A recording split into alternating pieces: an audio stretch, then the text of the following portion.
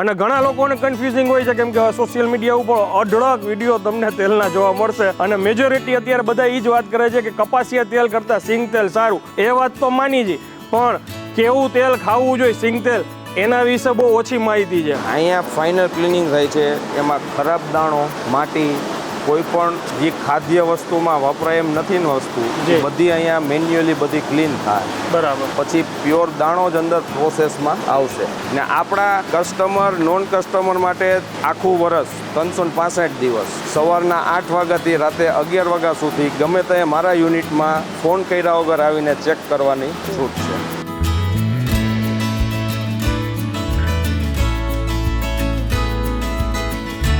કદાચ તમારો ભાવ કોકને એમ લાગે કે ભાઈ આપણા કેમ ગામ કરતાં 200-300 રૂપિયા વધારે છે, એવું કદાચ કોઈને લાગે તો એનું રીઝન શું છે? જો એનું રીઝન શું છે કે કોઈ આમ ક્લિનિંગ નથી કરતું. બરોબર. હવે જે આ લેડીઝ બૈરાઓ બેઠા છે સાફ કરવા, તો એની લેબર કોસ્ટ ચડે છે. પ્લસ જે ખરાબ દાણા જે બધા નીકળે છે તો વજનની ઘાટી આવે. ફોયત્રી આપણે યુઝ નથી કરતા એટલે ખોળમાં ઘાટી આવે. ઇન શોર્ટ ટૂંકમાં માલ ઉપર જકાત હોય એમ કહે છે ને, એ માલ ઉપર જકાત છે, પણ એમાં એની સામે ફાયદો શું છે આપણા હેલ્થનો?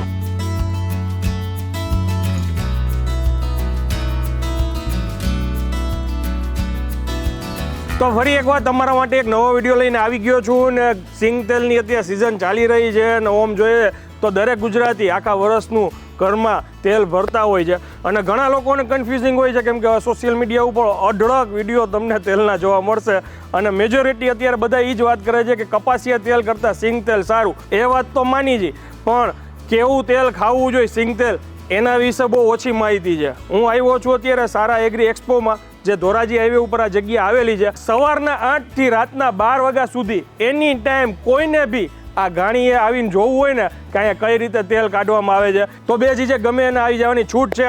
આપણે આ વિડીયોમાં પ્રોપર સ્કીપ કર્યા વિના વિડીયો જોશો ને તો તમને અંદાજો આવશે કે મિની ગાણી કેને કહેવાય. મિની ગાણીના નામે બી ઘણા લોકો આવી રીતના સેલ આઉટ કરતા હોય છે, પણ એકચ્યુઅલમાં મિની ગાણી છે જ્યાં એકદમ સ્લો ટેમ્પરેચર ઉપર 1 કલાકમાં એમ કહીને કે કદાચ 3-4 ડબ્બાનું પ્રોડક્શન નીકળતું હોય એવી રીતના આખી સિસ્ટમ હોય. એ બધું આપણે અહીંના ઓનર છે એમની પાસેથી સમજશું.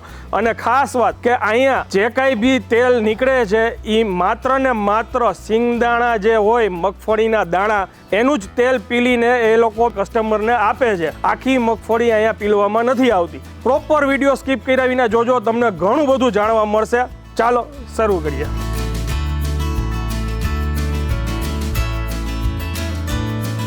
કેમ છો સાહેબ? મજામાં? બસ મજા. બોલો આનંદભાઈ. સાહેબ હવે આ વર્ષે નવું શું આપણે બતાવી શકીએ એ એક મને કહેજો. અને ઘણા લોકોને એમ હોય કે ભાઈ જલ્દી વિડીયોમાં આપણને બેસ્ટ માહિતી મળી જાય. ઘણા લોકોને કન્ફ્યુઝિંગ છે ગાણી શું કહેવાય, ગાણો શું કહેવાય, આમાં કેટલા ટેમ્પરેચર ઉપર કેવી રીતના તેલ નીકળતું હોય, આ બધી જ વાતના જવાબ તમારા જોઈએ છે. એનું બધાનું સોલ્યુશન તમને આજે કરી આપીશું. જી, પેલા ગાણીથી શરૂઆત કરીએ. ગાણી એટલે કે સ્લો પ્રોસેસ થતી વસ્તુ, એને ગાણી કહેવાય. જે આ કલાકના 5 થી 6 ડબ્બા નીકળે. ઓકે. ઘાણો એટલે મોટું મશીન હોય જ્યાં ટેમ્પરેચરથી કામ થાય ને કલાકના 50+ ડબ્બા તેલ કાઢે. ઓકે. બરોબર. હવે એમાં તમે કોઈ બીજી ક્લિનિંગ પ્રોસેસ ના ન કર્યો કારણ કે એને માલ જ એવડો જોતો હોય એટલે તમારે ઇનફ્લો જેવડો એમાં હોય. બરાબર. એટલે એમાં જે બધી વસ્તુ એની ન્યુટ્રિશન ને બધું કુદરતી તત્વો છે ને એમાં જળવાય નહીં. હા. ઘાણીમાં સ્લો પ્રોસેસ હાલે એટલે તમે કઈ વસ્તુ કેટલા ટેમ્પરેચરે પ્રોસેસ કરવી એ બધું તમે સેલ્ફ મોનિટરિંગ કરી શકો.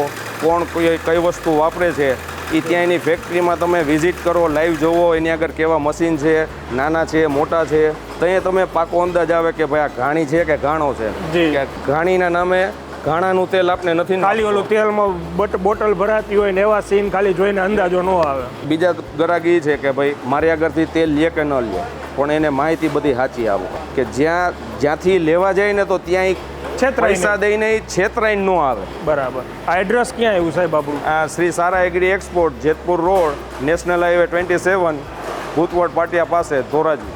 સ્ક્રીન ઉપર નંબર ભાઈનો આવે છે. હવે આપણે છે ને સાહેબ પાછળ જો તમે જોવો છો ને બધા બહેનો છે ને મગફળીના દાણાને સાફ કરે છે, પણ આપણે પહેલેથી છે ને પ્રોસેસ આખી જોઈએ આ મગફળી કઈ છે અને એની આગળ કઈ કઈ પ્રોસેસ હોય. બરાબર ને? ના શ્યોર. એટલે આ મગફળી કઈ છે? આ G20. ઓકે. 20 નંબર કહેવાય આને સર. પણ જનરલી તો બધા આ જ મગફળી યુઝ કરતા હોય ને? જનરલી અત્યારે બધા એમ જ કહે કે અમે 20 નંબરનું પિલાણ કરી છીએ. હા. ઓરિજિનલ ખેડૂ હોય ને એ આવીને જોઈને ચેક કરે ને તો જ એને પાકી ખબર પડે કે આ 20 નંબર વાપરે છે કે બીજી વાપરે છે.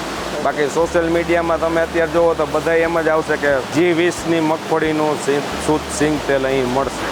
ઓકે. એટલે હંમેશા અમે કસ્ટમરને આગ્રહ એ જ રાખી કે ભાઈ તમે રૂબરૂ ગમે ત્યાંથી લેવા જાઓ ને રૂબરૂ ફેક્ટરીએ જાઓ, જોવો, સરપ્રાઈઝ વિઝિટ કરો, તો જ તમને પાકું ખબર પડશે કે એ શું આપે છે.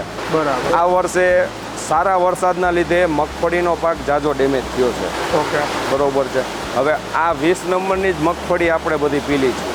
આમાંથી એક પણ ગુણી મગફળી પહેલા વાળી મળે એટલે તમે કયો એ વસ્તુ હું હારી જાય. હાજી.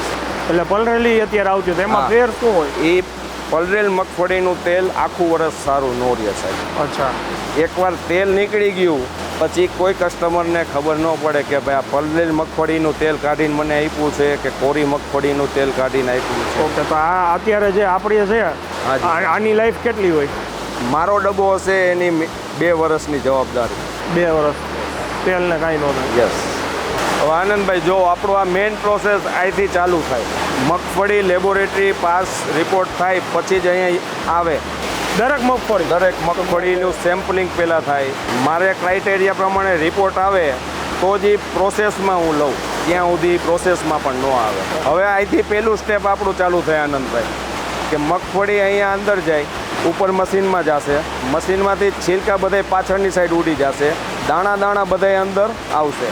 હવે અહીંયા પ્રી મેન્યુઅલી બધું અહીંયા ક્લિનિંગ થશે. પછી જે દાણા નીકળશે ને એ અહીંયા ઊભા રાખશે કટામાં.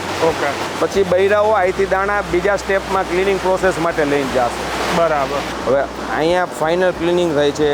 એમાં ખરાબ દાણો, માટી, કોઈ પણ જે ખાદ્ય વસ્તુમાં વપરાય એમ નથી ને વસ્તુ બધી અહીંયા મેન્યુઅલી બધી ક્લીન થાય. બરાબર. પછી પ્યોર દાણો જ અંદર પ્રોસેસમાં આવશે. આ આપણું આખો મિની પ્લાન્ટ છે. બરાબર. આ મિની ગાણી કહેવાય આને. બરાબર. આ જુઓ તમે, આ લગભગ મારા ધ્યાનમાં આવ્યું છે ત્યાં સુધી. તમારા ધ્યાનમાં આવ્યું હોય તો મને બતાવજો અથવા કહેજો કે આ રીતના ખાલી છે ને મગફળી તમે ખાલી જોતા હોય ને પીલાતી હોય એવી કોઈ જગ્યા તમારા ધ્યાનમાં આવી તો મને બતાવજો. અહીંયા જો આ ખાલી આ દાણા છે ને એ સાફ થયેલા જે દાણા છે ને, હવે તમે ક્લોઝઅપમાં જોઈ લ્યો, તમને ક્યાંય ખરાબ એક દાણો દેખાય તો. ઇન શોર્ટ શું કહેવાનું થાય છે કે ભાઈ કુદરતે જે આપણને આપ્યું છે, જે ખાઈ શકીએ એ વસ્તુ આનું તેલ કાઢીને આપણને દે છે. જે મગફળીની માથેના ફોતરા હોય જે પીલાતા હોય સાથે, તો એ વસ્તુ આપણે કાચી નથી ખાઈ શકતા, તો એ તેલમાં કેમ લઈ શકીએ? બરાબર ને સાહેબ? બરોબર છે. તમને હમણાં મગફળીની એક મુઠ્ઠી દઉં, ખાઓ આખી ફોતરા સહિત, તમે ખાવાના નહીં તો એનું તેલ શું કામ ખાવ છો? જી જી. પ્લસ ખરાબ દાણા જે નીકળે છે, હવે એની મુઠ્ઠી હું ભરીને દઉં તમને, તો તમે ખાઓ દાણા? નહીં નહીં. આ મુઠ્ઠી હું તમને દઉં તો તમે ખાઓ ને? ઘણા એવું કદાચ એમ કહે કે ભાઈ એનાથી અંદર જે ઓલું લિક્વિડ ટાઈપ એવું ફોતરાનું કંઈક હોય કે જેનાથી આ બંધાય, આ ઉડાને શું કહે, ખોળ બંધાય, એવું કાંઈ હોતું હોય છે? ના, આ તમારી સામે જ, નજર સામે જ છે ને. હું ફોતરા નહીં ખાવ વગર જ ખોળ તમારી સામે જ નીકળે છે. આ ખોળ ખાવા લાયક જ ને? હા, આ હ્યુમન ફીડ માટે આરામથી હાલે. ઓકે. ખરાબ દાણો નથી, માટી નથી, કોઈ પણ જાતનું કસ્તર અંદર નથી. આ તમે છે ને ઉપયોગમાં જો આની બાય પ્રોડક્ટ તમે ઘણી બનાવી શકો, ભરેલ શાકમાં વાપરી શકો. જનરલી બૈરાઓ ઘરે મગફળીના દાણા મિક્સરમાં ભૂકો કરીને ભરેલ શાકમાં વાપરે, ચટણી બનાવવામાં મગફળીના દાણા વાપરે, તો એની જગ્યાએ સીધો ખોળ વાપરી શકો, ચોકલેટમાં વાપરી શકો, અન્ય વસ્તુમાં તમે આ ખોળ વાપરી શકો.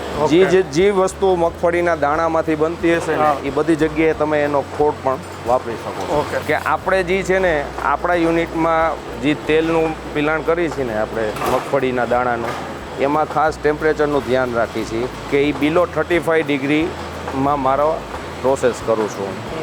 હવે મારા જે દાણા છે ને પ્રોસેસમાં જે જાય છે ને એ તમે હાથમાં પકડીને ઊભા રહી શકશો, મોઢેથી આરામથી ખાઈ પણ શકશો. આ સતપ ઓલા સૈકા હોય ને, ખાલી સતપ જ દાણો હું કરું છું કે જેના લીધે એની ન્યુટ્રિશન વેલ્યુ જે કુદરતી તત્વો છે ને જળવાઈ રહે.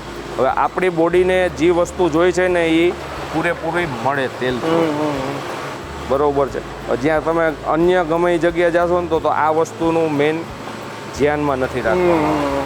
ગમે એ વસ્તુ તમે ઓવર ગરમ થાય એટલે શું થવાનું છે, એની ન્યુટ્રિશન વેલ્યુ ઘટી જવાની. જે તેલ તમે જોયું આગળ નીકળે છે, હવે લોટ જેવા નાના નાના જે પાર્ટિકલ છે ને એ જો અહીંયા સાફ થઈને અહીંયા નીકળ્યા છે.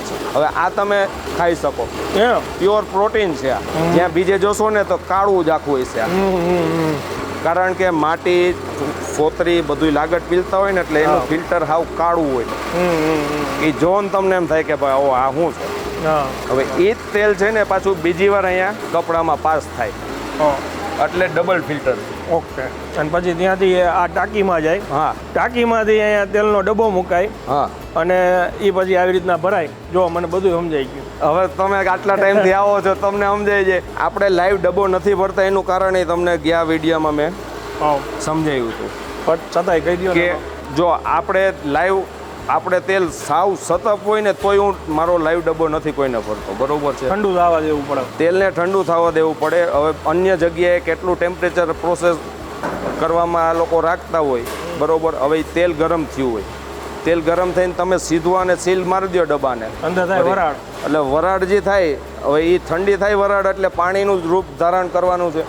એ પાણી પાછું તેલમાં પડે એટલે તમારું તેલ બગડવાનું કામ એનું. બીજું એક મને મનમાં સવાલ એ છે કે કદાચ એને લીધે કદાચ ઘાટી લાગતી હશે ને, ગરમ તેલ ભર્યું હોય પછી ઠંડુ થઈ જાય તો એમાં વજનમાં ફેર આવી જાય. વજનમાં ફેર આવે. કેટલા ટેમ્પરેચરે પ્રોસેસ કરતા હોય ને એની ઉપર. માની લો કે ભાઈ નોર્મલ હોય તો 50-100 ગ્રામ જેટલી ઘાટી આવે. હાઈ ટેમ્પરેચરથી પ્રોસેસ કરીને ભર્યું હોય સીધું તો 300-400 ગ્રામમાંથી તમને ઘાટી આવી શકે.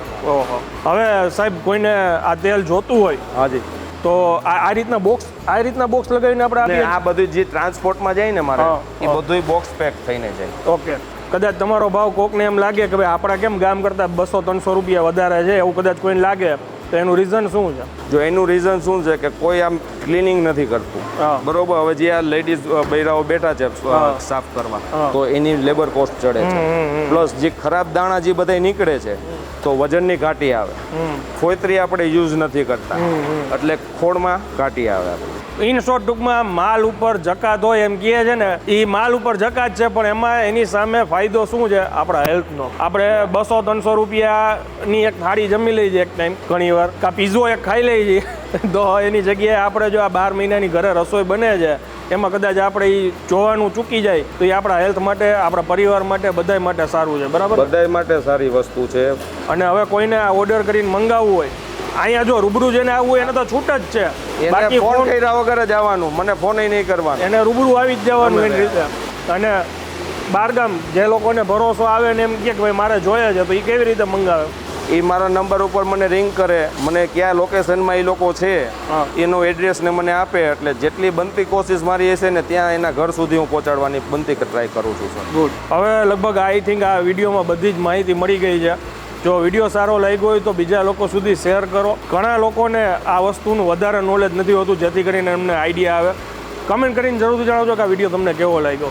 મળીએ નવા વિડીયોમાં. ત્યાં સુધી જય હિન્દ, જય ભારત.